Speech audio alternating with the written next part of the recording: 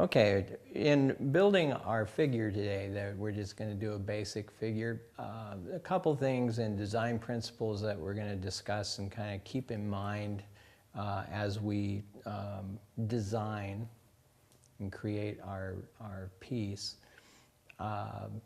There's about a dozen of these that we follow, but the ones that we're going to kind of look at are proportion.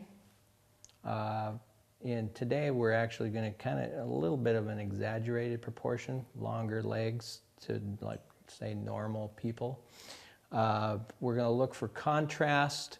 We're going to look for what are maybe a dominant theme or objectivity of the sculpture itself in the form.